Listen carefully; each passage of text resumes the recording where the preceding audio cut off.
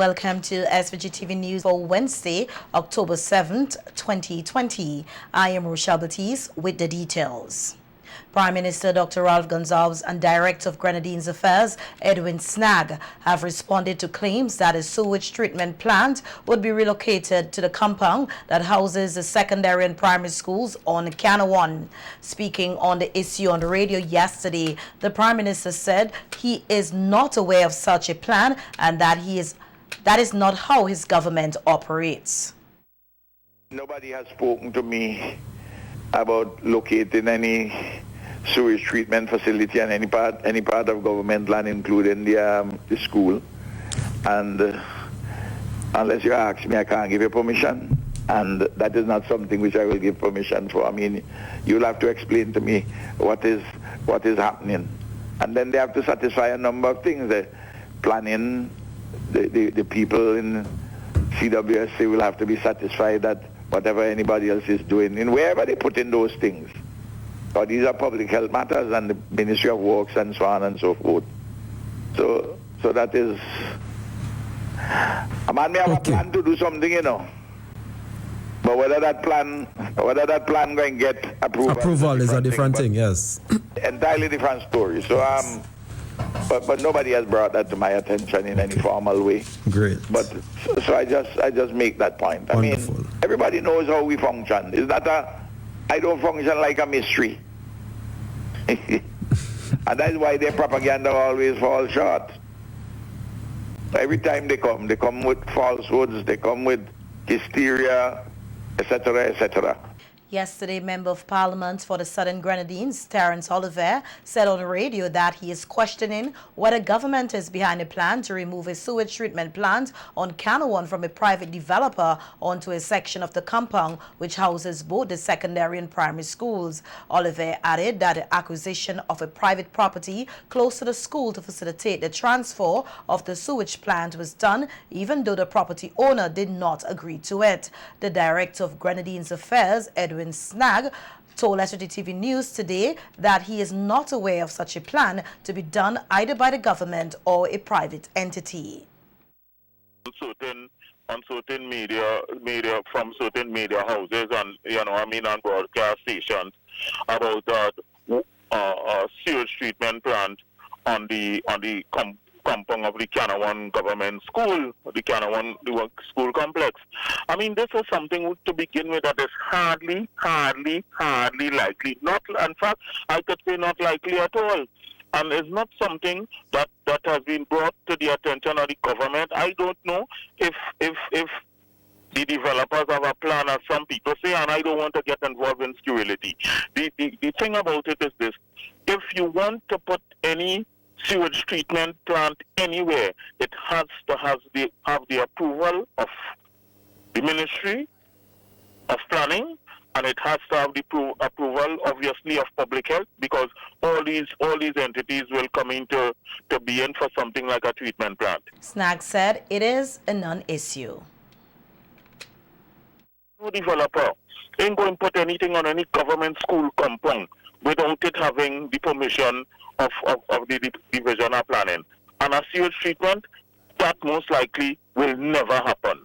I have had discussions with the Prime Minister when we're hearing this thing floating around in the air and everybody voicing their opinions on it.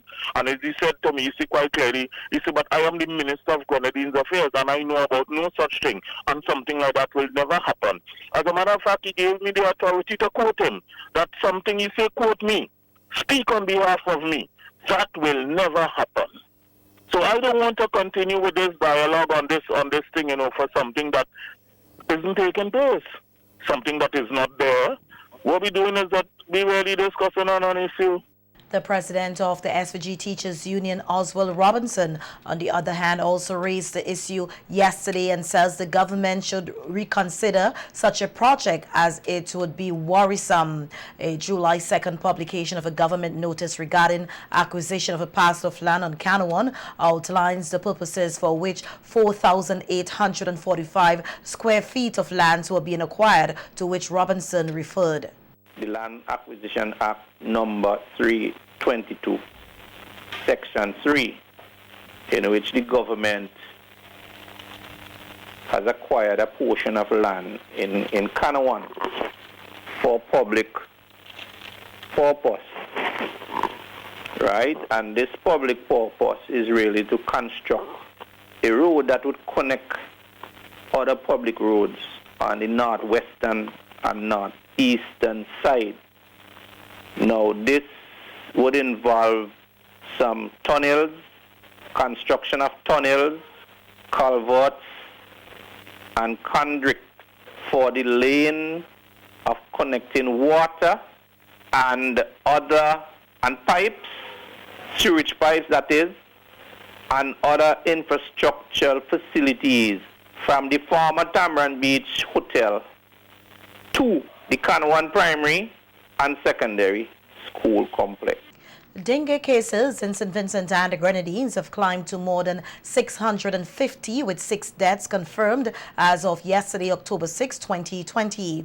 This information was revealed by Prime Minister Dr. Ralph Gonsalves during his weekly radio program on NBC Radio Today. PM Gonsalves said the confirmed cases are equally distributed between males and females. There was increased undifferentiated fever for those who are under 5 years of age. The number of laboratory confirmed cases at the moment stands at 655, basically divided almost evenly between males and females. But the interesting issue to show here is the under 15. They are 53% of the laboratory confirmed cases. So the children and young persons. So I think that is something which we have to bear in mind, and particularly persons who are vulnerable. The Prime Minister listed the communities which continue to see high increases, with the Grenadines recording a low number of cases. The Pembroke area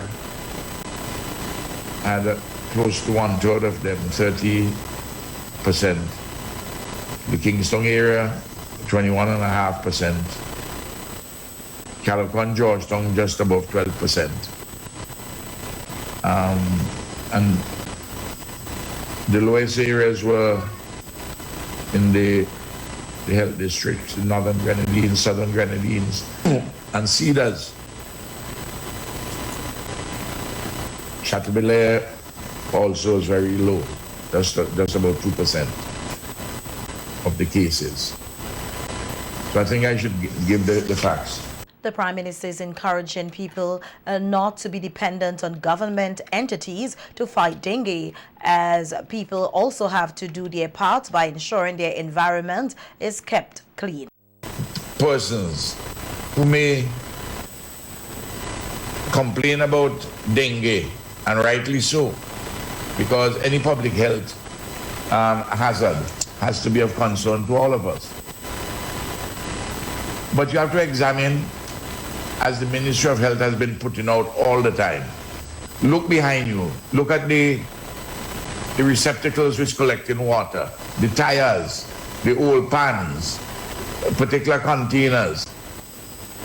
You know, we get a lot of plastic barrels now coming in.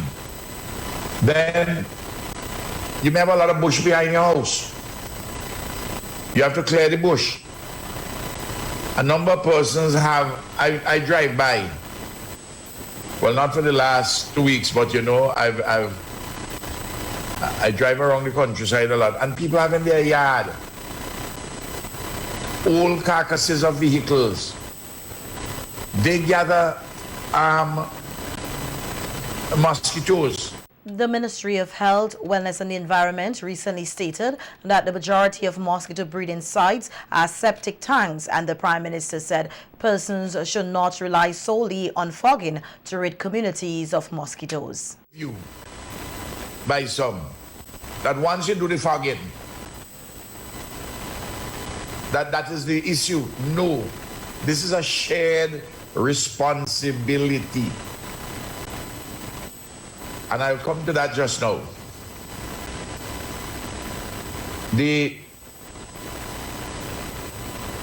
You will also notice that is not only CWSA and the Ministry of Health,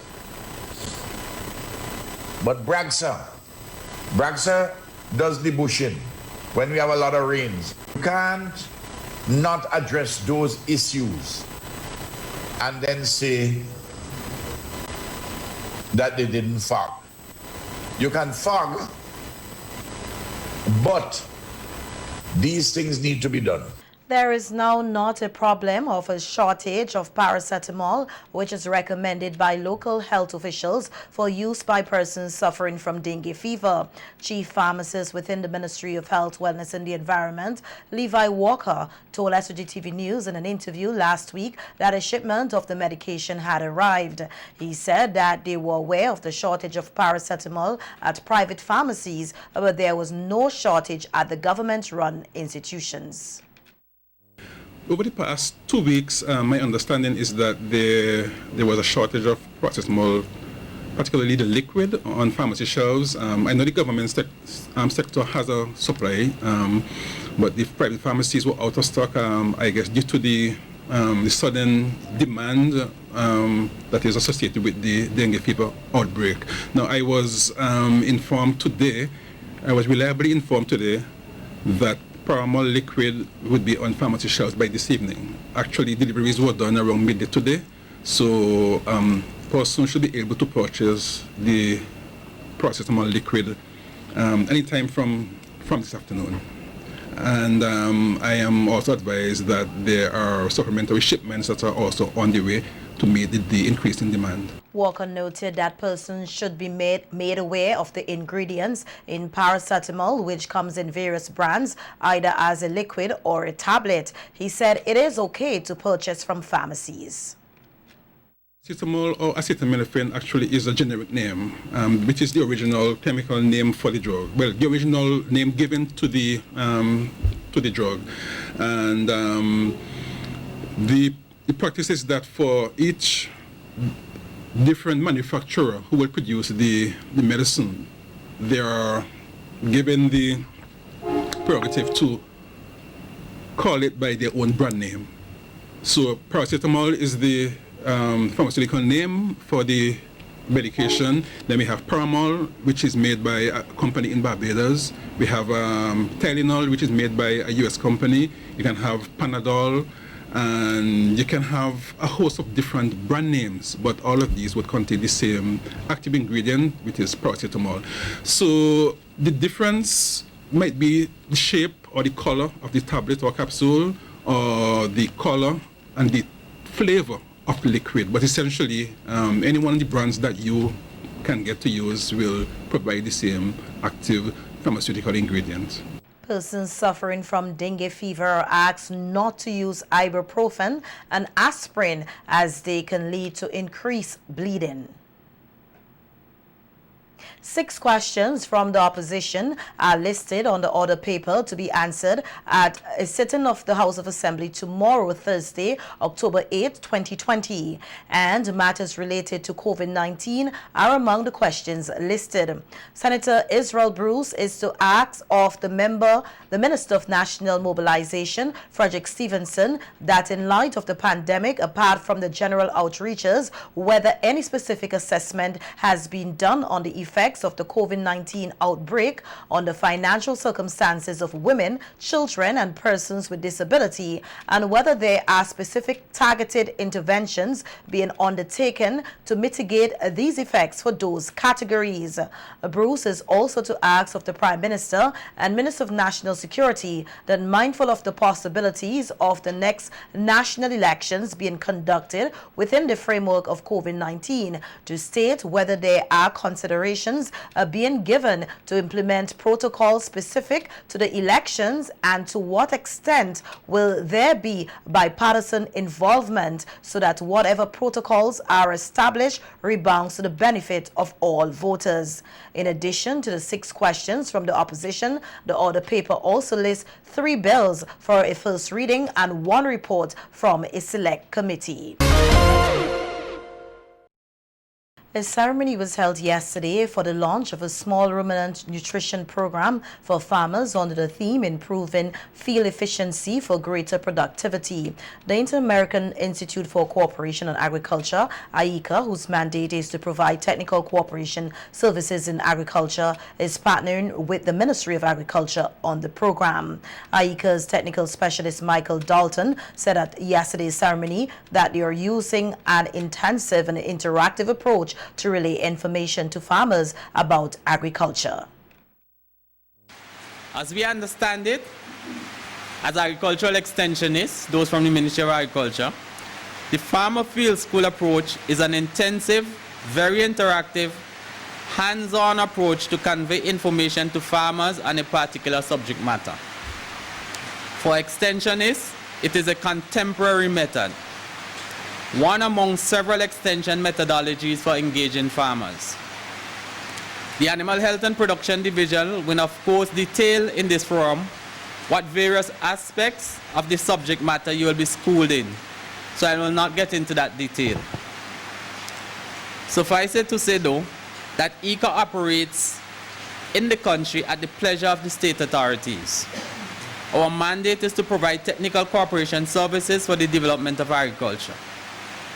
In this venture, our primary client is the Ministry of Agriculture, with whom we consistently collaborate. Dalton said a team from IICA visited SVG in September 2019, where the Minister of Agriculture outlined 5 priority areas in which the institution could assist farmers. Included among these was support for the development of the livestock sector.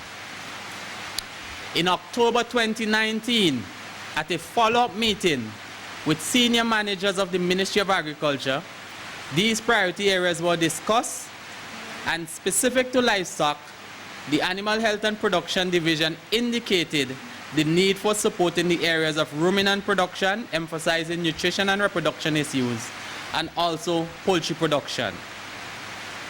In January 2020, at a meeting with the Honorable Saboto Caesar, a decision was made to write a project for small ruminant and poultry production support through a special facility that IICA has that is referred to as a rapid response action. This facility responds to urgent requests for support from the member countries of IICA. Suffice it to say that this project was approved and ready for implementation by late February. Dalton said that IICA approved the project to assist the country in livestock development, but it was delayed because of the COVID-19 pandemic. And a halt in its implementation and significant revision of the project as we realized that the movement of people would be a challenge. The project with which we are engaged today is entitled Capacity Building to Support the Development of the Livestock Sector in St. Vincent and the Grenadines. Its objective is to support the efforts of the Ministry of Agriculture to establish production platforms for the production of small ruminants and poultry. Interventions in this regard are aimed at capacity building within the Ministry of Agriculture to increase the capacity to produce the old chicks for the farming public, and building capacity for ruminant production through collaborative training of farmers and the provision of material support for reproduction.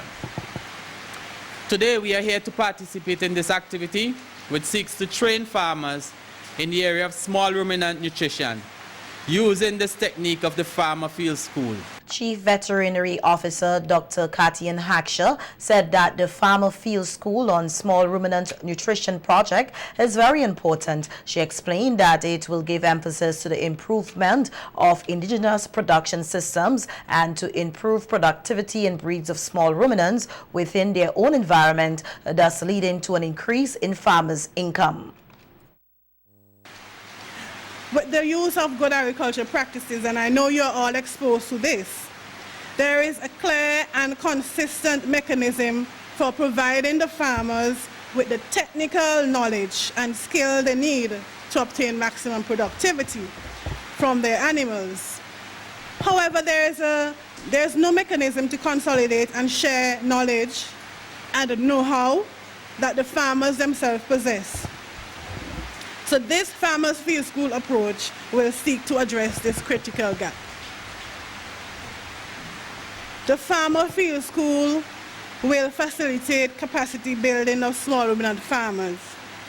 It will stress good farm management and animal production practices by directly empowering farmers through learning by doing, while recognizing the value of local knowledge.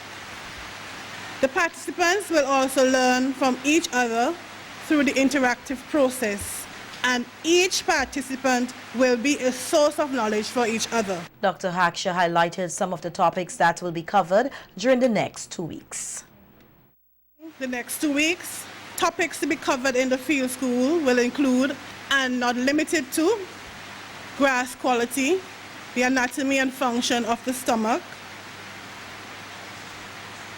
ration formulation, making of nutrient blocks, feed conversion, feed conservation, which is very important, the use of local forage and agri-byproduct of industry in small ruminant nutrition. And this also can be used in large ruminant nutrition as well.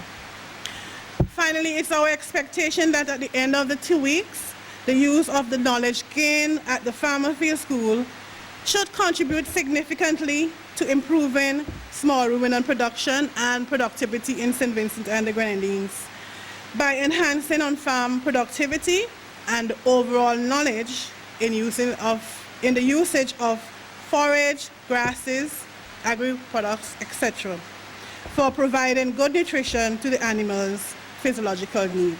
Deputy Chief Agriculture Officer Renato Gums said the project is very important to him and the ministry and will help to answer some of the questions that were being asked over the years. For two key reasons. One, every dry season we experience a shortage of forage. In fact, about 5 years ago, I had to introduce the use of the big truck with the support of Dr. Haksha, that we go in the interior, we cut forage, we have to take it to the coastal area. So we have to go to Brighton, we have to go to Pembroke, we have to go to Diamond to deliver forage. And I must also commend the Water Authority because they do give support in that regard. So secondly, to feed a nutritious meal to an animal, you really have to do a combination of forage. So Dr. Tim's project is going to help in that regard. And also, one of the things we're looking at now is using the arrowroot BT in making the meal for the animals. So this project, to me, I have to take personal interest in it because over the years, I have always been asked the same question. Why are we not able to produce silage here or something like other countries? Why? I don't ever believe I ever got a good answer.